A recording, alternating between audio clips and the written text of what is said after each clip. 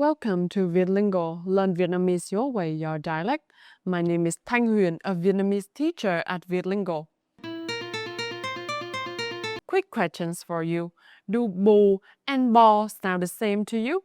If they do, your lips might be the problem. In Vietnamese, U and A look simple, just two round letters, but they come from two totally different mouth shapes.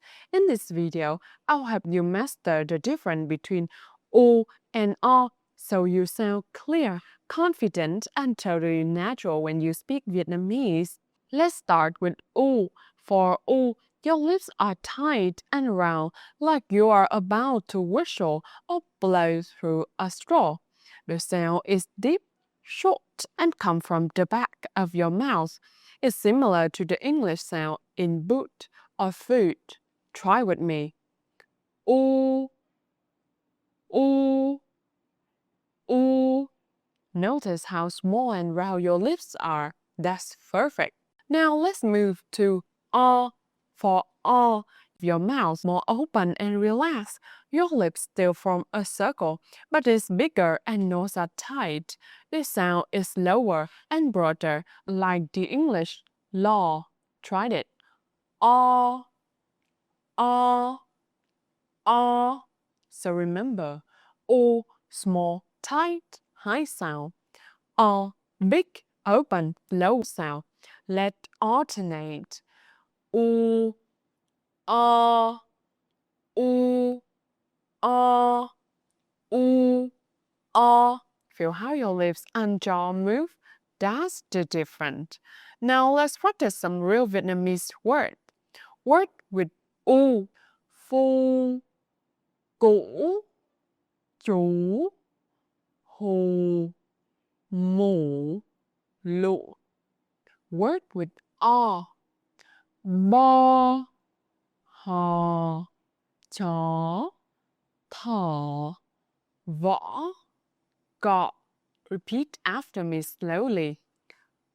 Cũ, cỏ, chú, chó, hủ, họ, mụ, mọ, phu, pho, bù, bò.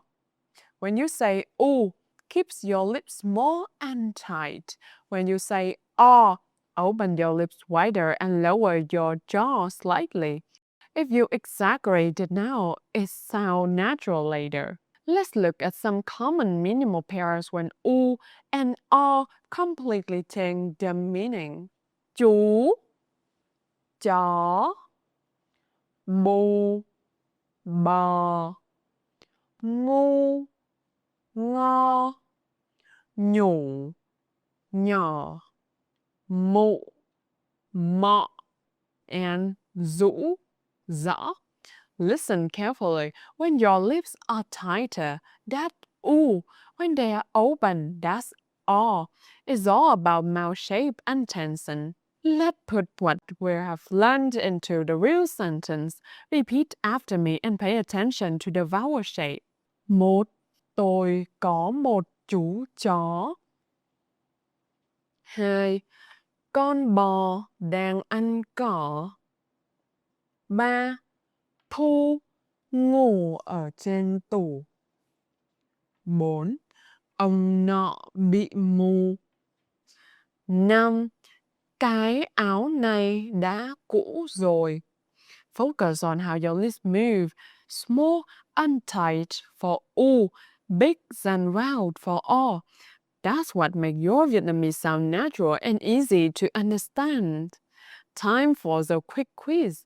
I'll say a word. You decide if it has O or A. Ready? 1. Cũ. 2. Bò. 3. Ngủ. 4. Thỏ. 5. Bò. So, now you know how to pronounce U and A like a native speaker. Let's recap the key point. U, small, tight lips, sound higher and deeper inside your mouth. or larger, rounded lips, some more open and lower. Practice minimal pairs like củ, cỏ, buồn, bon, ngủ, ngỏ every day. Record yourself and listen. You will start hearing and feeling the difference. Thank you so much for watching. If you're learning Vietnamese pronunciation, don't forget to like, subscribe, and comment all or below. I'm Thanh Huyền from Vietlingo, and I'll see you in the next lesson. Cảm ơn. Xin chào và hẹn gặp lại. That's the end of today's lesson. Thank you so much for watching and learning Vietnamese with us. If you'd like to experience our teaching style in person, we'd love to invite you to a 30-minute free trial lesson with one of our experienced Vietlingo teachers. Just scan the QR code and book your spot. We've helped thousands of learners around the world speak Vietnamese with confidence, and we can help you too.